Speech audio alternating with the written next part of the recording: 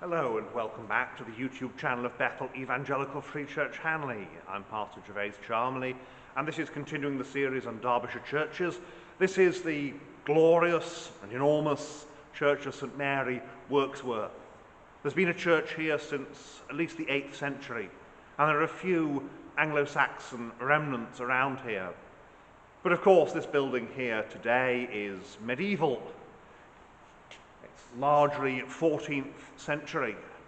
And as we look around, we'll see some of the features and talk about perhaps some of the people associated with this magnificent building. So, without further ado, let's start the tour.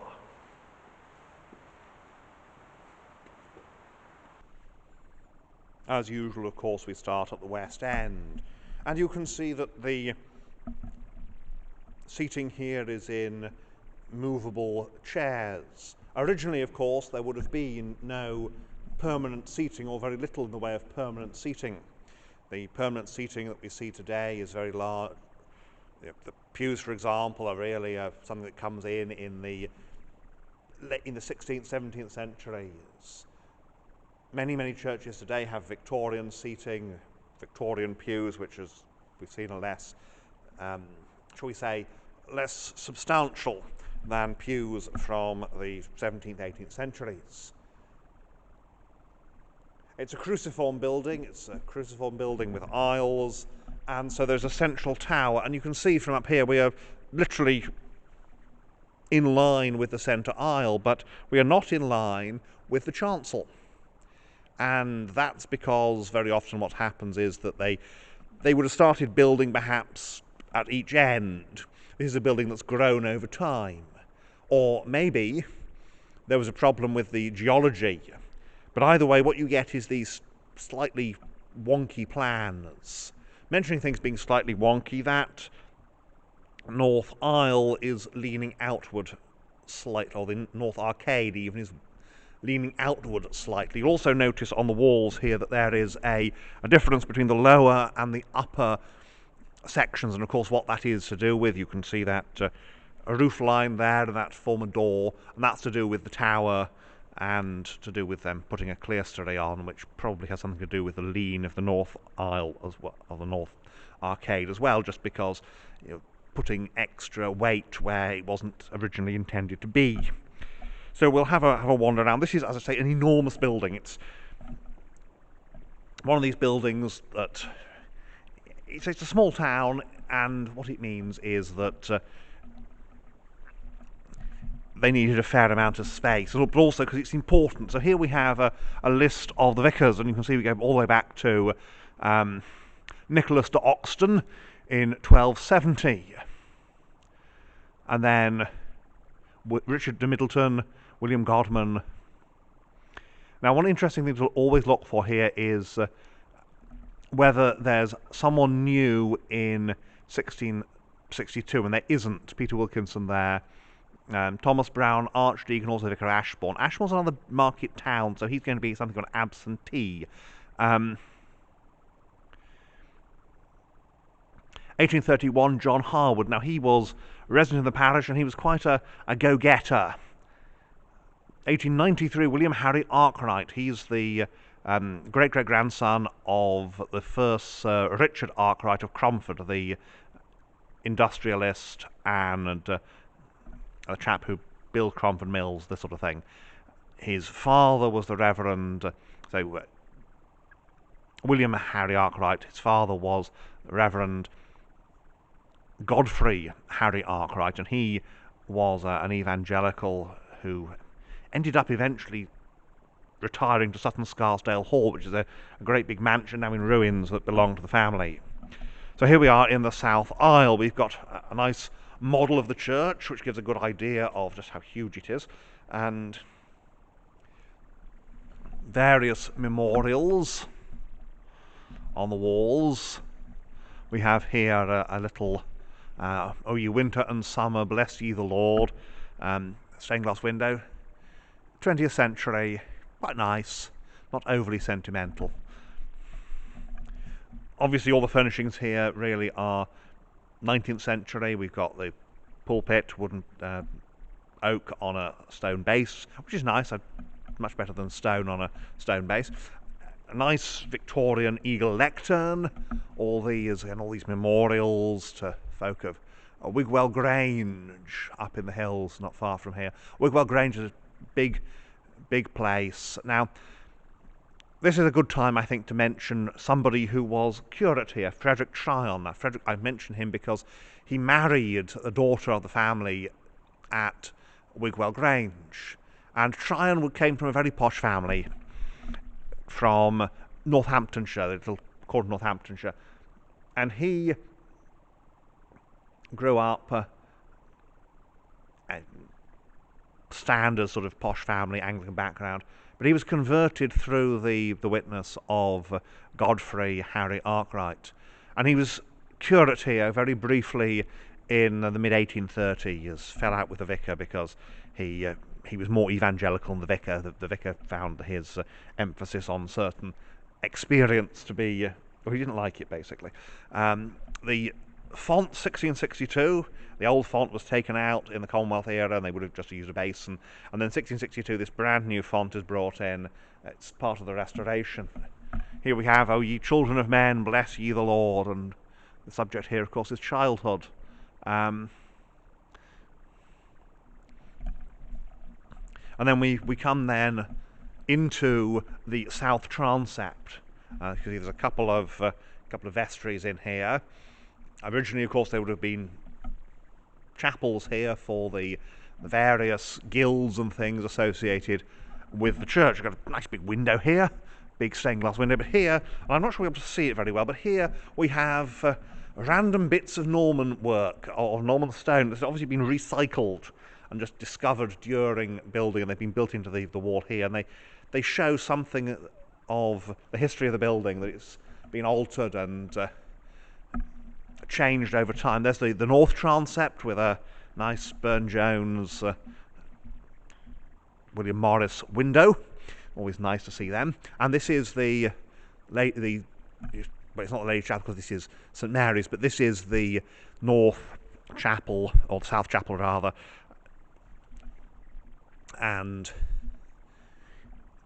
this, of course, has been restored in the 19th century. The side chapels were disused after the Reformation because they related to a way of doing things that was to do with masses being said for souls. Today, side chapels in most Anglican churches that have them are used for weekday services, smaller services where you don't want perhaps so many people here. Another bit of stained glass, it's a little bit Victorian here.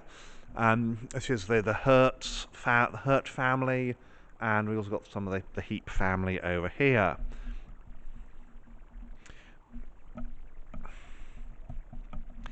So, Piscina there, obviously no Sedilia. We've got a Victorian reredos, more old memorials here, 1822, and but here we have, beneath this marble, in humble and pious hope of a blessed resurrection, rest the mortal remains of Margaret, widow of the late Sir Richard Arkwright of Cromford, Knight. She departed this life on Christmas Day, 1811, in the 79th year of her age. This tablet is intended with the truest affection to commemorate the excelling virtues of a good and beloved mother, and is erected by her only daughter Susanna, wife of Charles Hurt, Esquire, of Wirksworth. So this is the wife, or the widow, or rather of the, by this point the widow, of the original Richard Arkwright. So Richard Arkwright, the man who builds the mills there at Cromford, who really founds Cromford and makes it an industrial powerhouse. Here we have memorial to Charles Gore Marsden, gunner of 107th Royal Horse Artillery, an altar server in this church, killed in action at El-Adam on June the 6th, 1942, buried at Cromer, Knightsbridge Cemetery, North Africa. Altar refurbished, Remembrance Sunday, 1946. So that's this altar that then has this element to do with commemorating this young man who was killed in the Second World War. There are two big side chapels either side of the chancel, as well as then there would have been side chapels in the transepts. And we've got a little, the chancel extends here further east, and whacking great east window. It's always rather nice. And here we have one of a number of greatly impressive memorials. I mean, look at this. Here lieth Anthony Lowe,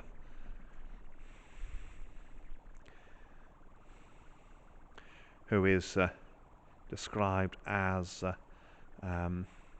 servant to King Henry VII, King Henry VIII, King Edward VI, and Queen Mary. So this is a man. You've got the Tudor arms there. You can tell it's the Tudor royal arms because you've got the Welsh dragon and not the unicorn for Scotland. So the lion for England, the dragon for Wales. And here he is, a man who served 3 kings and 1 queen, a man who began his life in a Roman Catholic country, who saw the English Reformation, and then who died during the reign of, what do we have here? Well, it's 1555. And so he sees the changes of the Tudor era, and obviously H.R. Henricus Rex, so he's very proud of the fact that he is a servant of the Tudors, and that's why we have a Tudor rose at his feet, and his feet are lying on a skull, a memento mori, remember, you too must die. Francis Edward Hurt of Alderwasley. Alderwasley is a big house, it's now a school. Double piscina here, no sign of any sedilia, but that's a definite double piscina. And there we have what's called an aumbry, i.e. a cupboard built into the wall. And obviously all of this again is 19th century. Here we have John Lowe, son of John Lowe, Squire Lord of the Manor of Alderwasley, so that tells us that the Lowes end up, I suspect that basically the male line dies out, the Herts take over. So, to perpetuate the memories of John Lowe, son of John Lowe, Esquire, Lord of the Manor of Alderwasley, and Ashley Hay in this parish, which John the son died unmarried the 17th day of June 1690, aged 37, and of Elizabeth Relict of Nicholas Hurt, that's where the Hurts come in, of Castlemaine in the county of Stafford, Esquire, sole sister and heir of the said John Lowe, the son who died the 20th day of April 1713, aged 62. This monument is erected by her grateful son and heir, Charles Hurt, Esquire, A.D. Anno Domini 1719. Upon John Lowe, Esquire, great soul for whom death would no longer stay, but sent in haste to snatch thy life away. O cruel death, to those thou takest more kind than to the wretched mortals left behind. Here beauty, youth, and noble virtue shined, free from the clouds of pride that shade the mind. Inspired verse may on this marble live, but can no honour to thy ashes give. Alleluia, great ever-living God, to thee, in essence one, in persons three. May all thy works their tribute bring, and every age thy glory sing. Amen. And then we look all the way west, and again you can see it's a little bit out of true, again because these things are not quite lined up properly. Lovely crisp carving here on the arches. Nice roof. It's not old, but it's a nice roof nevertheless. And so there we have something of the history of the Lowe family. Here we have this other members of the family, or a different family. It's the Broughtons, I believe. So here we go round again, and you can see, unlike Lowe there in his armour, this gentleman is wearing robes, and this is Anthony Gell, Esquire. Anthony Gell, and he has a full carved effigy, nice late 16th, early 17th century outfit there. But then we have here an earlier Gell, Ralph Gell here, and he has one of these very Derbyshire, well, very local thing really, these incised alabaster slabs. So he carved, of course, 2 wives, of course not at the same time, that would be illegal, but one at a time. And you've got the children around the bottom. Derbyshire had quite a local alabaster industry, and so there's an awful lot of these alabaster memorials in this part of the world. Around here again, and of course it would have originally been painted there. You'd have the coat of arms painted. You've got some traces of paint still left on from the other Mr. Gell here, and there's the daughters on the other side, so sons one side, daughters the other. Sir Philip Gell of Hopton, he has this putto blowing a trumpet, and he is, where are we, 1719, died without issue. And more Gells, this is of course late medieval, early Tudor, brass, would originally been on the floor, it's been lifted and put here. One notable thing, of course, is that funerary effigies lie down. Some people need to be told this. If you know what the joke is, you know what the joke is. If you don't, well, there we are. No, a certain King James onlyist author, Gail Riplinger, commented about the knights lying down in the Temple Church being sinister. They are not, of course, that's just normal. So this is the Gells Chapel, and of course originally there would have been an altar at the end, and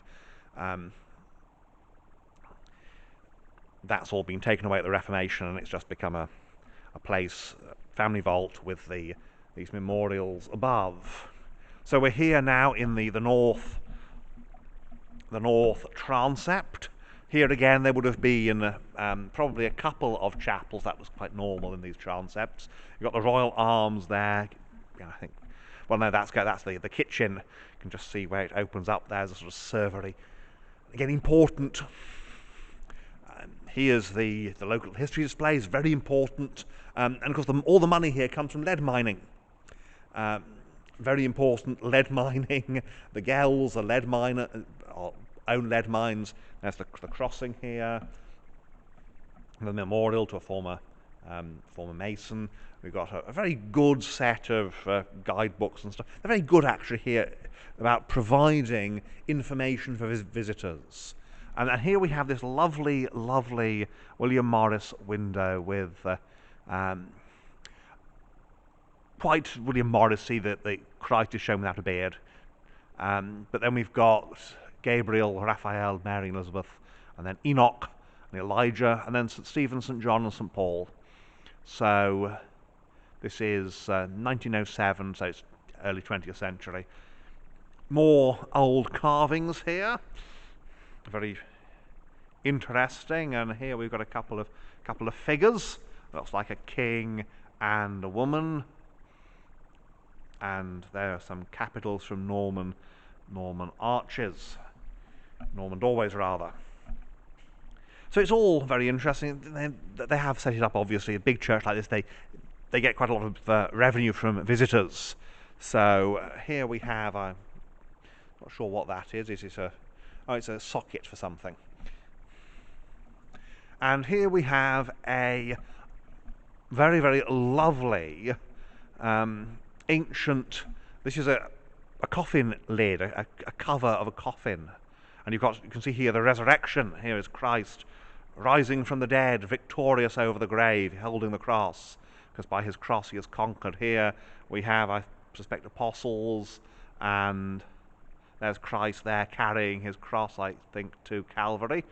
There the Lamb of God is slain, the symbol of a slain lamb.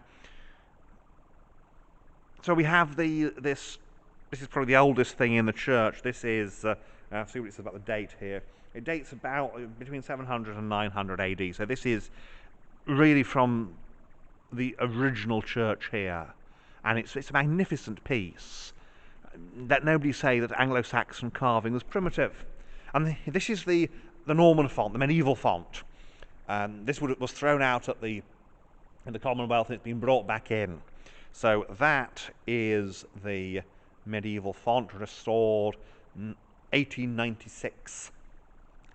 And so that is the interior here at Wirksworth. Now this video has gone on, I think, long enough for one video, so I shall, there we are looking into the Gale Chapel, so I shall pause here. Just having a look at this. What's this? This is an old Bible. So always important to look at them. This is a Geneva Bible. It's known as the Breeches Bible because in Genesis 3 verse 7 it says, "And they sewed fig tree leaves together and made themselves breeches." And this copy dates from 1602.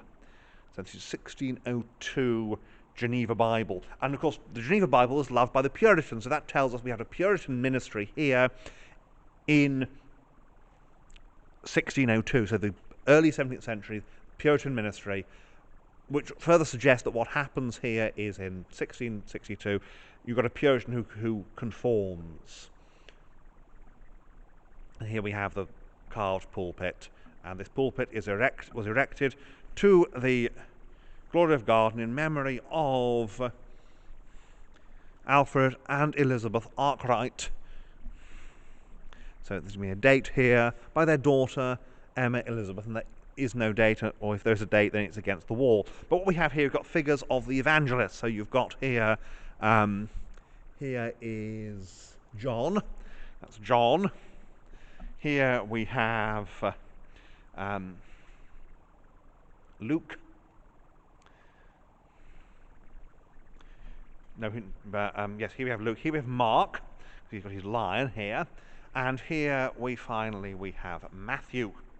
So that's the wooden pulpit. And here we have a memorial to a gentleman who served, well, a local man, a Napoleonic War veteran, Charles Grattan, commissioned sub-lieutenant from 3rd Foot Guards in the Royal Sappers and Miners, 1st December 1812, born at Wirksworth, March the 23rd, 1780, and died at Deptford, 1848. Charles Grattan, commissioned for his bravery at Burgos, served in the actions of the 8th and 19th of September and the 2nd and 6th of October, 1799 in Holland. In the last he was wounded. Also in Hanover at the passage of the Douro, Talavera, Basago, Fuentes de Honoro, Ciudad Rodrigo, Salamanca and Burgos. In the Sappers he was at San Sebastian, Pampeluna, Passage of the Adour and Siege of Bayonne, and also in the Netherlands and France. So it's a mining area, and this gentleman is a war hero from the Napoleonic Wars who was a sapper and miner using those talents. So there we have it, the interior here at Wirksworth. I say Wirksworth is enormous, so it's one of those churches where I think, well, let's do separate outside and inside videos. So this is the inside, and the next video will be the outside. So thank you for watching, and may God bless you and keep you until the next time.